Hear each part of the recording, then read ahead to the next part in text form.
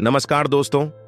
भारत के मध्य प्रदेश के एक छोटे से गांव का रहने वाला सीधा सादा लड़का रोहित कुमार सऊदी अरब में पैसा कमाने के लिए जाता है। वहां उसकी एक अमीर शेख के घर में ड्राइवर की नौकरी लग जाती है। उसकी जिंदगी में एक मोड़ तब आया जब उसे शेख की बेटी राबिया का पर्सनल ड्राइवर बनाया गया। रोहित की ड्यूटी थी कि राबिया को कॉलेज ले जाना और कॉलेज से घर लाना। राबिया एक बेहद खूबसूरत, दिलकश और आकर्षक लड़की थी। उसकी हर अदा में एक जादू था जिससे रोहित अनजाने में राबिया की तरफ खींचता चला गया। राबिया की सुंदरता को देखकर रोहित अक्सर अपने होश खो देता था, लेकिन अपनी मर्यादा और जिम्मेदारी को ध्यान में रखते हुए वह हमेशा अपनी भावनाओं को दबा लेता था। फिर एक दिन जब शेख अपनी बेगम के साथ एक शादी में दुबई गए हुए थे, उस दिन राबिया घर में अकेली थी। उस दिन राबिया ने घर का खाना बनाने वाले कुक को भी छुट्टी दे दी, क्योंकि उसके दिमाग में कुछ अजीबोगरीब विचार चल रहे थे। उसके बाद उस रात राबिया ने रोहित को अपने घर बुलाया। पहले तो थोड़ी देर तक राबिया रोहित से उसके घर परिवार के बारे में पूछती रही। तब रोहित ने उसे अपनी कहानी सुनाई। उसने बताया कि आखिर मजबूरी में उसे पैसा कमाने के लिए सऊदी अरब आना पड़ा। फिर दोनों के बीच थोड़ी हंसी मजाक की बातें हुईं। उसके बाद राबिया धीरे धीरे रोहित के करीब आने लगी और फिर राबिया ने रोहित के साथ कई घंटों तक कुछ ऐसा किया जिससे रोहित भी हैरान रह गया। और इसके बाद एक साधारण लड़का कैसे लखपति बन जाता है। दोस्तों, जब आप भी इस कहानी को सुनेंगे तो आप भी दंग रह जाएंगे। दोस्तों, यह तो महज एक छोटा सा हिस्सा है इस दिलचस्प और भावनाओं से भरी रोमांटिक कहानी का। रोहित और राबिया की इस पूरी कहानी को जानने के लिए इस वीडियो को पूरा देखें। यकीन मानिए, अगर आप इस कहानी को पूरा देखेंगे तो आपका दिल गदगद हो जाएगा और आपका भरपूर मनोरंजन होने वाला है।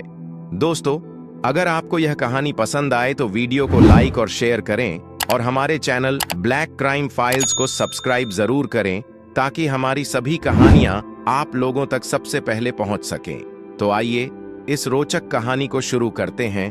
दोस्तों, आज की कहानी मध्य प्रदेश के एक छोटे से गांव में रहने वाले रोहित कुमार की है। रोहित एक साधारण परिवार से था। उनके परिवार में माता पिता और बड़ा भाई विकास था। उनके पिता मनोहर जी कपड़े की फैक्ट्री में सुपरवाइजर के पद पर काम करते थे, जिससे परिवार का खर्च आसानी से चलता था। रोहित की मां एक हाउसवाइफ थीं, जो घर को संभालती थीं। रोहित का बड़ा भाई विकास पढ़ाई में बहुत होशियार था। उसने पोस्ट ग्रेजुएशन पूरी की और एक बड़ी कंपनी में नौकरी पर लग गया। उसकी नौकरी से घर की आर्थिक स्थिति और भी बेहतर हो गई। दूसरी ओर रोहित को पढ़ाई में कम और खेलकूद में ज्यादा रुचि थी। वह एक अच्छा क्रिकेट खिलाड़ी बनना चाहता था। हालांकि परिवार का माहौल शांत और खुशहाल था। सभी एक दूसरे के साथ वक्त बिताते और मिलजुल कर रहते थे, लेकिन यह खुशी ज्यादा दिनों तक टिकने वाली नहीं थी। कुछ समय बाद रोहित के बड़े भाई विकास की शादी हो जाती है। जब विकास की शादी हुई तो घर में खुशी का माहौल बना हुआ था, लेकिन जल्द ही माहौल बदलने वाला था। विकास की पत्नी को परिवार के साथ रहना पसंद नहीं था।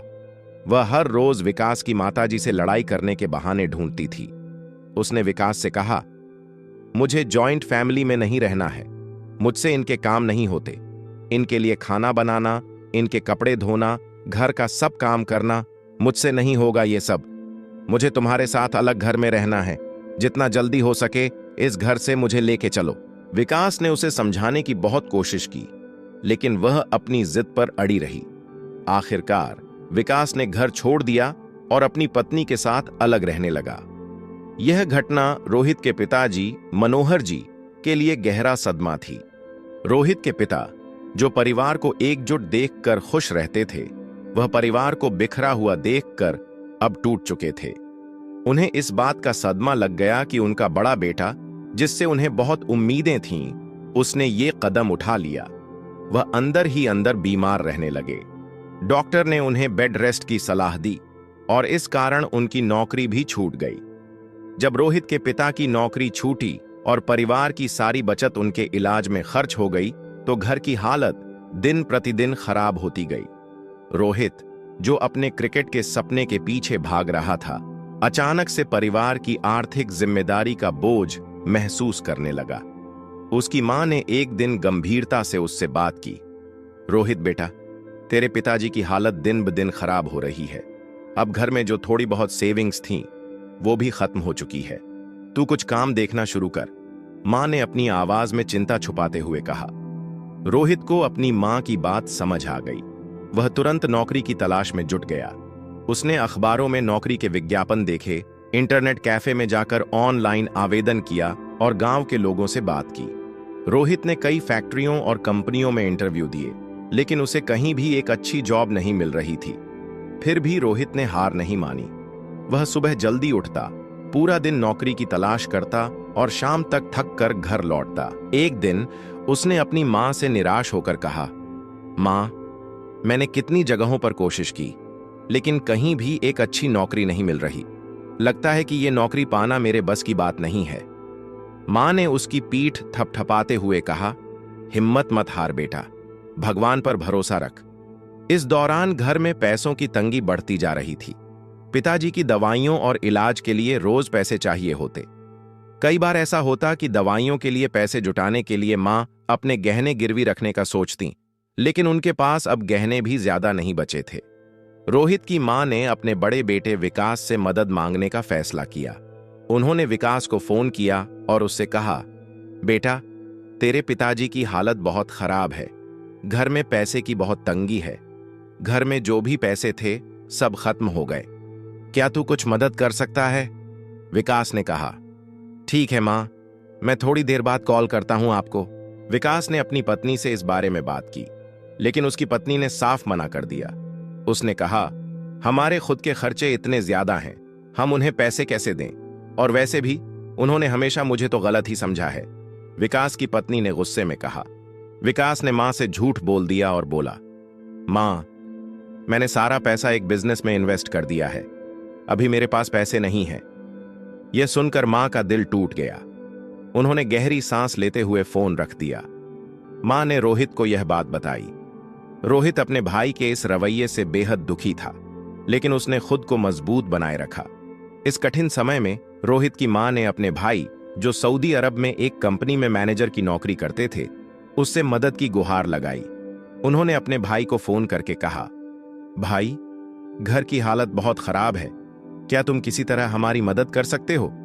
अगर तुम्हारी कंपनी में रोहित के लायक कोई नौकरी हो तो इसे भी वहीं काम पर लगवा दो। मामा ने कुछ दिन का समय मांगा। करीब 4 दिन बाद उन्होंने फोन किया और कहा, यहां जिस शेख की कंपनी में मैं काम करता हूं, उनके एक छोटे भाई हैं। उन्हें ड्राइवर की जरूरत है, लेकिन रोहित को यहां आने के लिए पासपोर्ट और वीजा बनवाना पड़ेगा। ये काम जल्दी कर लो, फिर मैं बाकी इंतजाम कर दूंगा। यह सुनकर रोहित को थोड़ी उम्मीद मिली। उसने अपने दोस्तों से पैसे उधार लिए और पासपोर्ट और वीजा बनवाने की प्रक्रिया शुरू की। इसमें काफी समय और मेहनत लगी। रोहित के पासपोर्ट और वीजा बनते ही उसकी मां ने उसे विदा किया। यह विदाई भावुक थी। रोहित की मां की आंखों में आंसू थे, लेकिन उनमें उम्मीद भी थी। उन्होंने कहा, बेटा, तुम्हारे पिताजी की हालत देखकर मुझे बहुत डर लगता है। मुझे भरोसा है कि तुम्हारी इस नौकरी से सब कुछ ठीक हो जाएगा। अपना ख्याल रखना और मेहनत व ईमानदारी से काम करना। रोहित ने अपनी मां से कहा, मैं पूरी ईमानदारी और मेहनत से काम करूंगा मां। आप बस अपना और पिताजी का ध्यान रखना। इसके बाद रोहित अपनी आंखों में सपने और दिल में अपने परिवार की जिम्मेदारी लेकर सऊदी अरब के लिए रवाना हो गया। कुछ घंटे के सफर के बाद वह सऊदी अरब पहुंच जाता है। सऊदी अरब पहुंचते ही एयरपोर्ट के बाहर रोहित ने अपने मामा जी को देखा, जो उसे लेने आए थे। कैसा लग रहा है ये शहर रोहित? मामा ने पूछा। रोहित ने कहा, मामा, ऐसा लग रहा है जैसे मैं किसी जन्नत में आ गया हूं। यहां सब कुछ कितना सुंदर और व्यवस्थित है। फिर रोहित के मामा उसे अपने कमरे पर लेकर गए। वहां उन्होंने रोहित को बताया कि यह नौकरी करने के लिए सबसे पहले तुम्हें अरबी भाषा सीखनी पड़ेगी।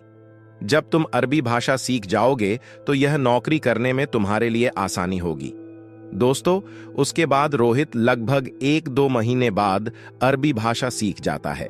फिर मामा उसे शेख के घर लेकर जाते हैं, जहां उसकी नौकरी की बात हुई थी। रास्ते में मामा ने रोहित को समझाया, देखो रोहित, ये लोग अनुशासन और ईमानदारी को बहुत महत्व देते हैं। यहाँ का हर काम समय पर होता है। तुम्हें भी यही करना है और शिकायत का मौका नहीं देना है। शेख के घर पहुंचते ही रोहित थोड़ा नर्वस था। यह घर किसी महल से कम नहीं था। बड़े बड़े झूमर, महंगे फर्नीचर और चारों तरफ चमक दमक। मामा ने रोहित का परिचय शेख से कराया। शेख ने कहा, देखो, यहां काम करने के कुछ नियम हैं। समय पर और ईमानदारी से काम करना जरूरी है। तुम्हारा काम मेरी बेटी राबिया को गाड़ी से घर से कॉलेज ले जाना है और कॉलेज से घर लाना है, और इसके अलावा वह जहां भी जाना चाहे, मार्केट, मॉल, फंक्शन, तुम्हें राबिया को लेकर जाना है। सुबह 9 बजे से शाम 6 बजे तक तुम्हारी ड्यूटी है। रोहित ने सिर हिलाकर कहा, जी साहब, मैं अपनी ड्यूटी पूरी जिम्मेदारी और ईमानदारी से करूंगा। तभी घर के अंदर से शेख की बेटी राबिया बाहर आती है। उनकी खूबसूरती देखकर रोहित हैरान रह जाता है। एक पल के लिए उसकी आंखें वहीं ठहर गई थीं। राबिया की उम्र करीब 22 साल थी। उनकी आकर्षक मुस्कान और उनके रंग रूप ने रोहित को मंत्रमुग्ध कर दिया था।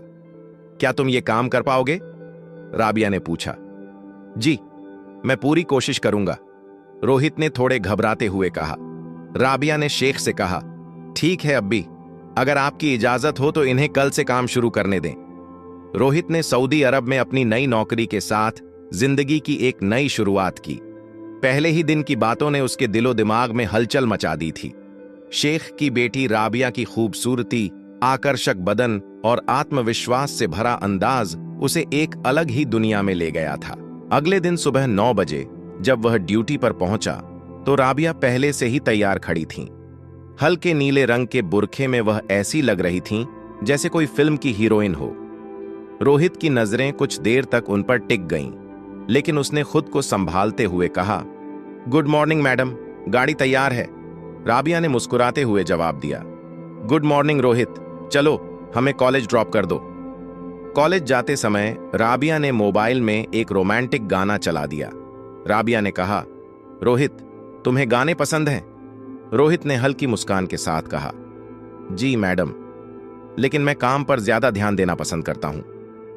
राबिया ने उसे छेड़ते हुए कहा, अरे, काम और गाने का क्या ताल्लुक? जिंदगी का मजा लेना चाहिए। रोहित सिर्फ मुस्कुरा दिया। वह समझ नहीं पा रहा था कि राबिया की बातों का जवाब कैसे दे। अगले कुछ दिनों में राबिया और रोहित के बीच बातचीत थोड़ी सहज होने लगी। राबिया अक्सर उससे छोटी छोटी बातें पूछती। वह रोहित से पूछती, तुम्हारा गांव कैसा है? तुम्हें यहां कैसा लग रहा है? रोहित अपनी झिझक के बावजूद उनके सवालों का जवाब देता। एक दिन जब राबिया कॉलेज जा रही थी तो उसने कहा, रोहित, तुम बहुत शांत रहते हो। कभी कभी ऐसा लगता है कि तुम मुझसे डरते हो। क्या मैं इतनी डरावनी लगती हूं? रोहित थोड़ा घबराया और बोला, नहीं मैडम, ऐसा कुछ नहीं है। मैं बस अपने काम पर ध्यान देना चाहता हूं। राबिया ने कहा, अरे, मैं तुम्हारे काम से बहुत खुश हूं। तुम अपनी ड्यूटी अच्छे से निभा रहे हो, लेकिन कभी कभी थोड़ा खुलकर बात करना भी जरूरी होता है। उस दिन के बाद राबिया ने महसूस किया कि रोहित की सादगी और ईमानदारी उसे आकर्षित कर रही थी। वह उसे चुपके चुपके देखती, उसकी बातें सुनकर मुस्कुराती। 1 महीने बाद जब रोहित को अपनी पहली सैलरी मिली तो उसने सबसे पहले वह पैसे अपने घर भेजे। जब रोहित ने अपनी मां को बताया कि उसने पिताजी के अकाउंट में पैसे भेज दिए हैं तो उनकी आंखें खुशी से छलक पड़ीं। उन्होंने कहा, रोहित बेटा, ऐसे ही मेहनत से काम करते रहना। भगवान तुझे और तरक्की दे, तेरे ऊपर अपनी कृपा बनाए रखें। पैसों से घर में थोड़ी राहत आई। रोहित के पिता की दवाइयां फिर से समय पर आने लगीं। रोहित के दिल में संतोष था कि वह अपने परिवार के लिए कुछ कर पा रहा है। धीरे धीरे ऐसे ही समय बीतने लगा।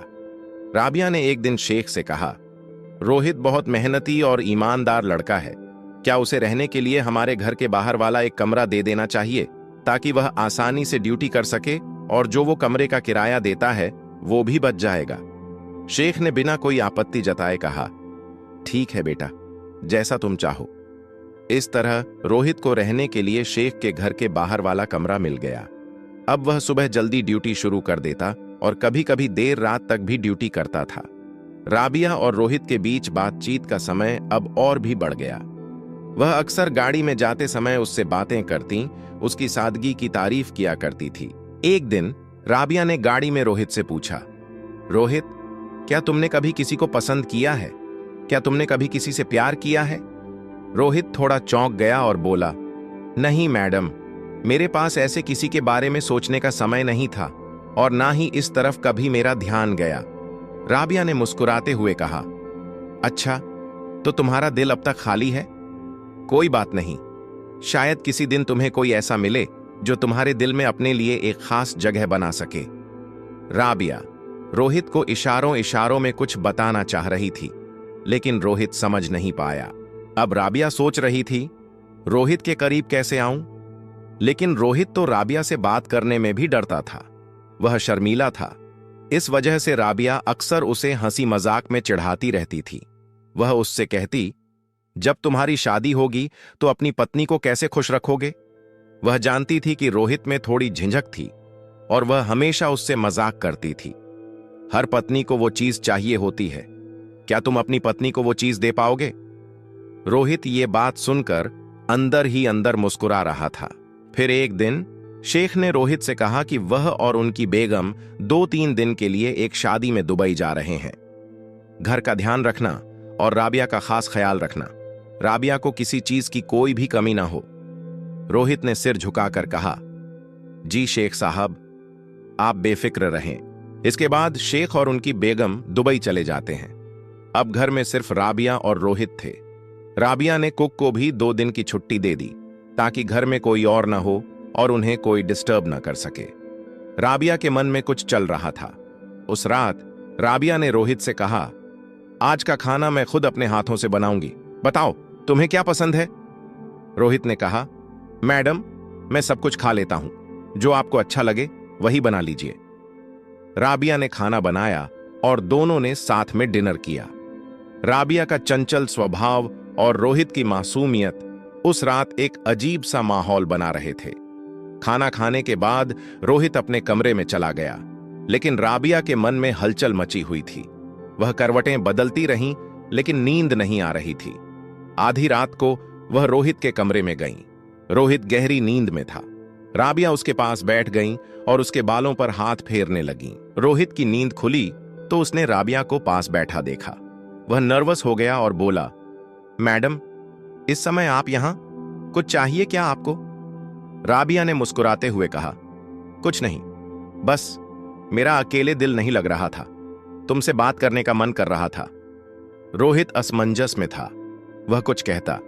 इससे पहले राबिया ने कहा, रोहित, मैं तुम्हें पसंद करने लगी हूं। तुम्हारी सादगी और ईमानदारी ने मेरा दिल जीत लिया है। रोहित यह सुनकर हैरान हो गया। उसने कहा, मैडम, आप ये क्या बोल रही हैं? मैं तो सिर्फ आपका नौकर हूं। राबिया ने उसकी आंखों में देखते हुए कहा, नौकर हो तो क्या हुआ? तुम भी एक इंसान हो और प्यार में ये बातें मायने नहीं रखती। रोहित चुप रहा। हालांकि रोहित भी मन ही मन राबिया को पसंद करता था, लेकिन दिल की बात जुबान पर लाने की हिम्मत नहीं हो रही थी। वह समझ नहीं पा रहा था राबिया की बातों का क्या जवाब दे। लेकिन फिर थोड़ी देर बाद आखिरकार अपने डर को पीछे छोड़ते हुए रोहित ने भी अपने दिल की बात राबिया से कह दी। उसने कहा, मैडम, जब आपको मैंने पहली बार देखा था तभी से मैं आपको पसंद करने लगा था, लेकिन ये बात आपसे कहने की हिम्मत मुझ में नहीं थी। उस रात राबिया और रोहित के बीच का रिश्ता दोस्ती से कहीं आगे बढ़ गया। राबिया ने रोहित के साथ वो किया जो वह करना चाह रही थी। सब कुछ होने के बाद राबिया ने रोहित से उसके गांव और उसके परिवार के बारे में पूछा, तो रोहित ने अपनी पूरी कहानी राबिया को सुनाई। उसने बताया कि कैसे उन्हें 1-1 रुपए के लिए मोहताज होना पड़ा, कितनी मुश्किलें झेलनी पड़ीं। रोहित की कहानी सुनकर राबिया थोड़ी भावुक हो गई। उसने रोहित से कहा, रोहित, तुम्हारी प्रॉब्लम अब से मेरी भी प्रॉब्लम है। तुम्हें अब पैसों के लिए परेशान होने की कोई जरूरत नहीं है। जितना पैसा चाहिए मुझे बता देना, मैं तुम्हें दूंगी। तुम बस कभी मेरा साथ मत छोड़ना। उस रात के बाद से रोहित और राबिया के बीच का रिश्ता गहरा होता गया। उनका रिश्ता अब महज नौकर और मालकिन का नहीं रह गया था। दोनों के बीच एक अजीब सी नजदीकी थी जिसे शब्दों में बयां करना मुश्किल था। हर दिन उनके लिए नया रोमांच लेकर आता, लेकिन यह सब रोहित के लिए आसान नहीं था। उसका सीधा सादा दिल हमेशा उसे याद दिलाता कि वह गलत कर रहा है। दूसरी ओर राबिया की मोहक अदाएं और उसकी चंचल बातें रोहित को इस रिश्ते की ओर खींचती जा रही थीं। 3 दिन बाद शेख और उनकी बेगम दुबई से लौट आते हैं। शेख को लौटने के बाद घर का माहौल थोड़ा अजीब लगा। उन्हें अपनी बेटी राबिया और रोहित के बीच कुछ होने का संदेह हुआ। रोहित ने महसूस किया कि शेख अब उस पर नजर रख रहा है। अगले दिन शाम में जब शेख और उनकी बेगम बैठे हुए थे तो रोहित ने अपनी झिझक भरी आवाज में कहा, साहब, मुझे कुछ दिनों की छुट्टी चाहिए। मुझे अपने घर जाना है। घर पर कुछ जरूरी काम है। शेख ने चौंकते हुए पूछा, अचानक से? क्या सब ठीक है? रोहित ने जवाब दिया, जी साहब, सब ठीक है। बस लंबे समय से घर नहीं गया हूं तो सोचा थोड़ा वक्त निकाल कर जाऊं। शेख की बेगम ने कहा, हां शेख, उसे जाने दो, आखिर परिवार भी तो जरूरी है। शेख ने कहा, ठीक है, लेकिन जल्दी लौट आना, तुम्हारे बिना यहां काम अधूरा रहेगा। ये सारी बातें राबिया कमरे के बाहर खड़ी होकर सुन रही थीं। रात में जब शेख और उनकी बेगम अपने कमरे में सो गए थे, राबिया रोहित के कमरे में जाती है और बोलती है, तुम अचानक क्यों जाना चाहते हो? उसने चिंता से पूछा। रोहित ने गहरी सांस लेते हुए कहा, मैडम, मुझे डर लग रहा है। शायद शेख साहब को हम दोनों के रिश्ते के बारे में शक हो रहा है। अगर मैं यहां रहा तो सब खराब हो सकता है। राबिया ने उसकी आंखों में देखते हुए कहा, डरो मत, मैं हूं ना तुम्हारे साथ। उन्हें कुछ पता नहीं चलेगा। रोहित ने सिर हिलाते हुए कहा, लेकिन यह खतरा उठाना सही नहीं है। मैं कुछ दिनों के लिए गांव चला जाता हूं, तब तक माहौल थोड़ा शांत हो जाएगा। राबिया ने थोड़ा निराश होकर कहा, ठीक है, लेकिन वापस जल्दी आना, मैं तुम्हारे बिना नहीं रह सकती। अगले दिन रोहित की छुट्टी की बात ने शेख के मन में और सवाल खड़े कर दिए। उसने अपनी बेगम से कहा, तुम्हें नहीं लगता कि रोहित का अचानक जाना थोड़ा अजीब है? बेगम ने जवाब दिया, तुम हर बात में शक क्यों करते हो? वह कई महीनों से यहां काम कर रहा है। अगर उसे घर जाना है तो इसमें क्या गलत है? शेख ने गंभीरता से कहा, हो सकता है, शायद तुम ठीक ही बोल रही हो। इसके बाद रोहित ने इंडिया जाने के लिए अपनी फ्लाइट का टिकट बुक कराया। 2 दिन बाद सुबह के समय रोहित ने अपने बैग पैक किए। तभी चुपके से राबिया रोहित के कमरे में आ जाती है और रोहित से बोलती है, रोहित, अगर किसी चीज की जरूरत हो तो मुझे बताना और जल्दी वापस आना, मैं तुम्हारा इंतजार करूंगी। उसके बाद रोहित के मना करने के बावजूद राबिया उसके अकाउंट में 40 लाख रुपए भेज देती है और फिर वह बोलती है, अगर और पैसों की जरूरत पड़े तो मुझे फोन पर बता देना, मैं भेज दूंगी। और फिर रोहित सबसे विदा लेकर दुबई एयरपोर्ट पहुंच गया। फिर कुछ घंटों का सफर करने के बाद रोहित अपने गांव लौट आया। घर पहुंचते ही उसने सबसे पहले अपने माता पिता के पैर छुए। माता पिता की आंखों में खुशी के आंसू थे। उनकी आंखों में अपने बेटे के लौटने की जो चमक थी, वह रोहित के दिल को सुकून देती थी। बेटा, तू आ गया, तुझे देखकर दिल को कितना चैन मिला है, उसकी मां ने गले लगाते हुए कहा। पिताजी ने मुस्कुराते हुए कहा, बेटा, हमें तुम्हारे ऊपर गर्व है। रोहित ने अपने माता पिता के साथ खूब समय बिताया। उसने उनकी छोटी छोटी जरूरतों का ध्यान रखा और घर के कामों में हाथ बंटाया। उधर सऊदी अरब में राबिया बेचैन हो रही थी। वह रोहित को हर पल याद करती और उसकी गैर मौजूदगी से अकेलापन महसूस करती। हर रात वह उन लम्हों को याद करती जो उन्होंने साथ बिताए थे, लेकिन दोनों के बीच का फासला फोन पर होने वाली बातचीत से कम हो जाता था। राबिया रोहित को कॉल करती और पूछती, तुम कब लौट रहे हो रोहित? यहां सब सूना सूना लगता है तुम्हारे बिना। रोहित मुस्कुराते हुए जवाब देता, राबिया, बस थोड़ा वक्त और, घर के कुछ काम खत्म कर लूं, फिर अगले महीने मैं तुम्हारे पास सऊदी लौट आऊंगा। तब तक तुम्हें थोड़ा इंतजार करना होगा। राबिया ने गहरी सांस लेते हुए कहा, ठीक है, लेकिन जल्दी आना, तुम्हारे बिना सब कुछ सूना सूना लगता है। रोहित ने कहा, ठीक है, जल्दी आने की कोशिश करूंगा, तब तक तुम अपना ध्यान रखना। तो दोस्तों, राबिया के दिए हुए पैसों से रोहित अब बन चुका है लखपति, और यहीं पर राबिया और रोहित की इस अनोखी कहानी का पहला भाग समाप्त होता है। लेकिन रुकिए, कहानी अभी अधूरी है। हम जल्द ही लेकर आएंगे इस कहानी का दूसरा भाग, जिसमें आगे क्या होता है। क्या रोहित सऊदी लौटेगा? क्या शेख को सच का पता चल जाएगा? और क्या रोहित और राबिया का रिश्ता आगे बढ़ पाएगा? यकीन मानिए, भाग 2 इससे भी ज्यादा रोमांचक, भावनात्मक और दिल को छू जाने वाला होने वाला है। अगर आपको ये कहानी पसंद आई हो तो वीडियो को लाइक करें, शेयर करें अपने दोस्तों के साथ और चैनल को सब्सक्राइब करना बिल्कुल ना भूलें। और हाँ, कमेंट में जरूर लिखें भाग 2, ताकि हमें पता चले कि आप इस कहानी को आगे देखना चाहते हैं। आप जितने ज्यादा कमेंट करेंगे, हम उतनी ही जल्दी लेकर आएंगे भाग 2, एक नया मोड़, एक नया सफर। आपका कीमती समय देने के लिए दिल से धन्यवाद। अपना और अपने परिवार का ख्याल रखें। जय हिंद।